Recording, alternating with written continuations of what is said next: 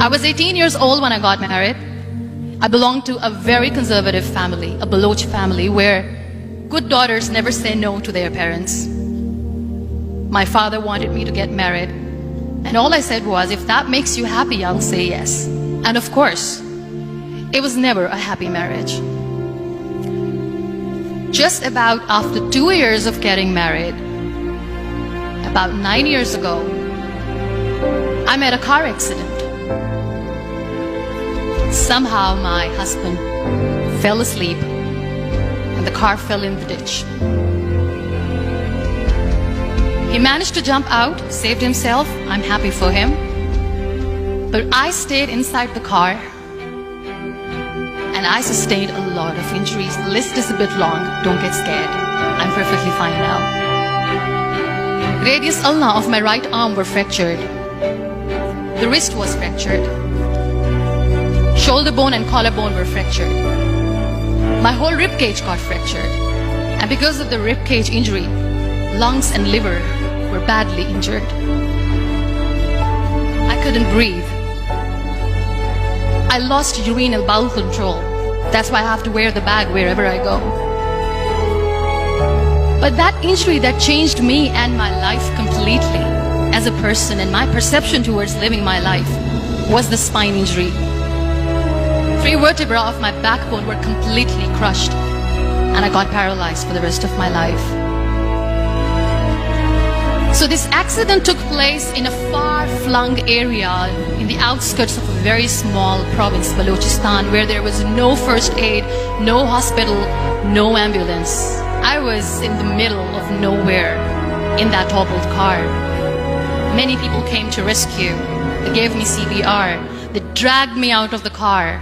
And while they were dragging me out, I got the complete transection of my spinal cord. I finally ended up in a hospital where I stayed for 2.5 months. I underwent multiple surgeries. Doctors have put a lot of titanium in my arm. There's a lot of titanium at my back to fix my back. That's why people in Pakistan call me the Iron Lady of Pakistan.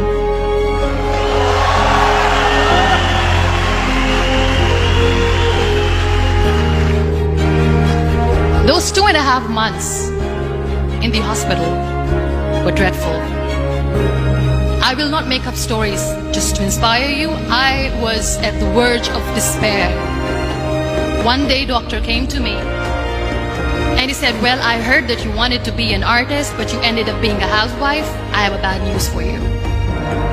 You won't be able to paint again because your wrist and your arm are so deformed, you won't be able to hold a pen again.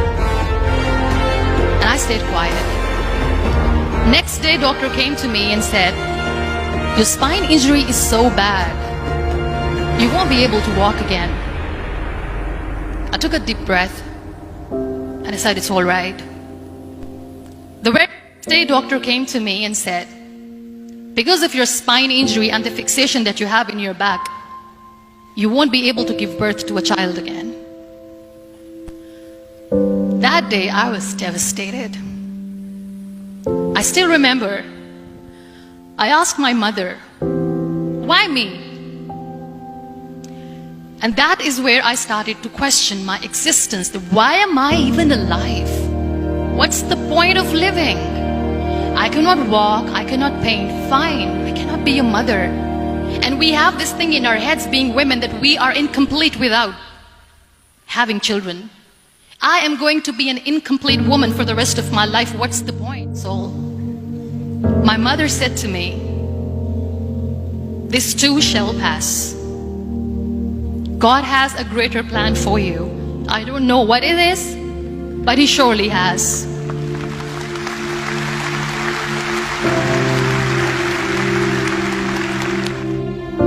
So what kept me going was, one day I asked my brothers, I know I have a deformed hand, but I'm tired of looking at these white walls in the hospital and wearing these white scrubs. I'm getting tired of this. I want to add more colors to my life. I want to do something. Bring me some colors, bring me some small canvas. I want to paint. So the very first painting I made was on my deathbed, where I painted for the very first time. There were a lot of infections in my body, a lot of allergies. So doctors wanted me to lie down on the bed straight for not 6 months, for not 1 year, for 2 years. I was bedridden, confined in that one room, looking outside the window, listening to the birds chirping, and thinking maybe there will be a time when we'll be going out with the family and enjoying the nature. That was the time where I realized how lucky people are, but they don't realize. And you know how it all began? That day I decided that I'm going to fight my fears. We all have fears. Fear of unknown, fear of known, fear of losing people, fear of losing health, money. We want to excel in career, we want to become famous, we want to get money. We are scared all the time. So I wrote down one by one all those fears. And I decided that I'm going to overcome these fears one at a time. Do you know what was my biggest fear? Divorce. It didn't work.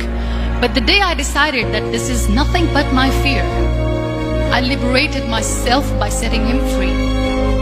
And I made myself emotionally so strong that the day I got the news that he's getting married, I sent him a text that I'm so happy for you and I wish you all the best. And he knows that I pray for him today.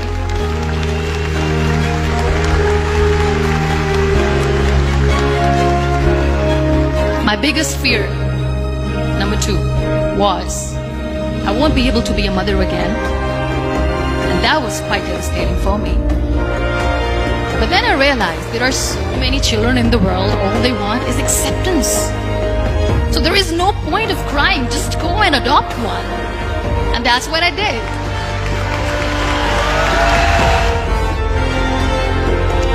So when you accept yourself the way you are, the world recognizes you.